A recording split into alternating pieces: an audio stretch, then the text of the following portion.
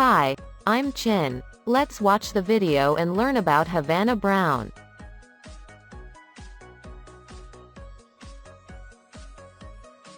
The Havana Brown was the result of a planned breeding between Siamese and domestic black cats, by a group of cat fanciers in England, in the 1950s. Early breeders introduced a Siamese-type Russian Blue into their breeding. However, using current genetic testing, it is believed that almost none remain in the gene pool. It has been documented that self-brown cats were shown in Europe in the 1890s. One name given to these was the Swiss mountain cat. These disappeared until post-World War II, with the most likely explanation that the Siamese Cat Club of Britain discouraged their breeding. The Swiss mountain cat was never used in the breeding programs of the modern Havana Brown. However, they likely share genetics inherited from the Siamese. 1. Breed development.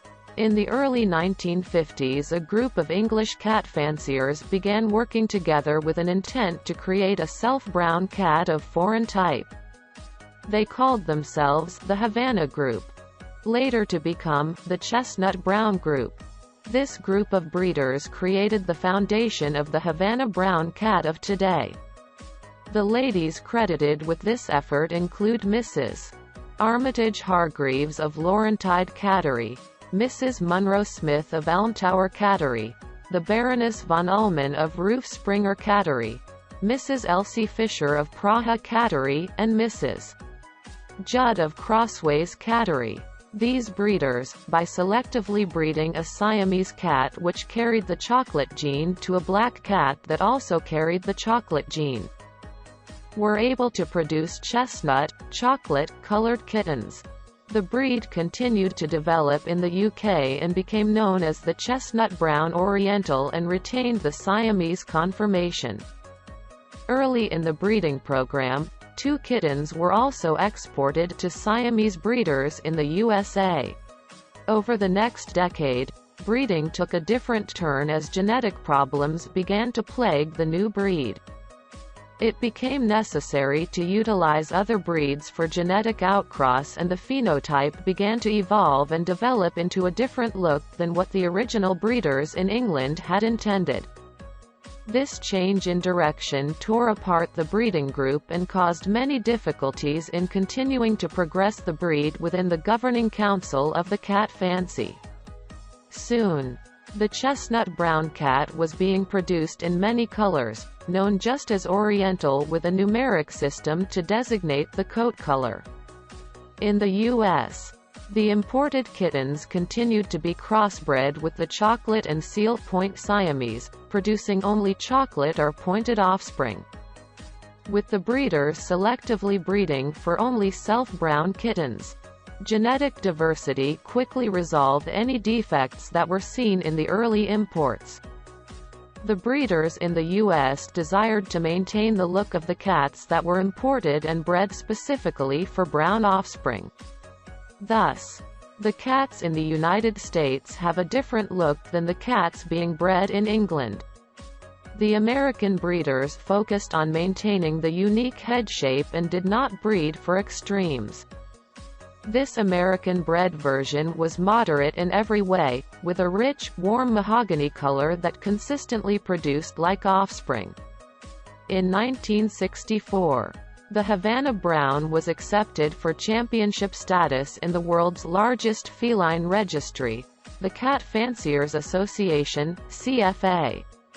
Early this century, a group of breeders in England again began trying to recreate the vision of the early Havana breeders. They made good progress in isolating the chocolate genetics and were consistently producing chocolate, lilac and pointed kittens. In 2011, a registered Havana Brown was imported from Europe and bred back to their Havana Orientals. This cat's contribution, along with selective breeding for type, began to direct the look of some English Havanas away from its Oriental siblings, and moved them more in the direction of the Havana Brown. In June 2014, under the breed name Suffolk, This cat gained recognition by the GCCF. The alternative name was used because the GCCF uses the name Havana to refer to a self-chocolate Oriental Shorthair, from which they wished to be distinguished. Although a Havana Brown is used in the breeding program of the Suffolk, they are not to be confused as the same breed. The Suffolk is much closer to the chestnut, Havana Oriental than to the Havana Brown.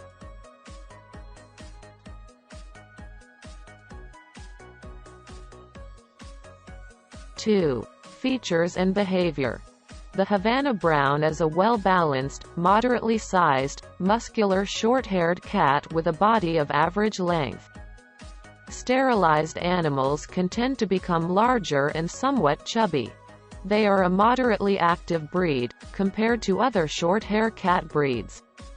The coat color must be warm brown, typically reddish-brown, with no obvious tabby markings. Whiskers must also be brown and the eye color green. The head should be slightly longer than wide, but should never appear like a wedge. In profile, the nose muzzle should have a distinct stop and change in direction at the eyes. Paw pads must be pink or rose-colored but should never be black. Ears tend to be moderately large. A Havana Brown should have no extreme features. Specimens should be attractive and moderate. Males tend to be larger than females and are average in weight compared with other breeds. The Havana Brown is an intelligent cat that often uses its paws both to examine objects and to communicate with its owners. Curiosity brings them to the door as visitors arrive rather than preferring to be hidden as many cats will do. It is not unheard of for a Havana Brown to place paws on someone's thigh and offer a meow of introduction. It is playful and curious, but rarely destructive unless left without companionship. While many are lap cats, a few are more content just to sit quietly beside their human companions. On the other hand, many Havana Browns prefer to ride on the shoulders of their human and help with daily activities. They love to play in and groom hair. It happens so frequently that there are Havana Brown owners who don't even notice their cat doing it until it is pointed out by an observer. It is an odd trait that most Havana Browns share. Havana Browns become very attached to their family and do not thrive when left alone for long periods. They are curious and interactive and need to be a part of daily activities. It is common for the Havana Brown to become best companions with the family dog. Many owners also find it surprising how easily they can travel with their Havana Brown without the cat's objection. The most likely explanation of the breed's name, and the one most shared by Havana Brown devotees, is that its coat color is very similar to that of the Havana cigars, however. Some have also argued that the breed's name is also derived from the Havana rabbit, which also shares the color. This is likely more accurate based on the recorded history in England. Very little grooming is required. A gentle brushing and wipe with a damp cloth once or twice a week, along with a good quality diet, will suffice for Havana Browns. There are no known genetic diseases associated with this breed. They may have a slightly higher occurrence of gingivitis than other breeds, this being contributed to their Siamese ancestry. 3. Recognition. The breed has been recognized for competition in the U.S. since the late 1950s. It has been considered an endangered breed, since the breeding pool is very small. In the late 1990s, there were only 12 Cat Fanciers Association registered Havana Brown catteries and under 130 unaltered cats. Since that time, the breed has grown at a healthy pace. In 2015 there are now twice the number of catteries and breeders located around the world, with the majority located in the US and Europe.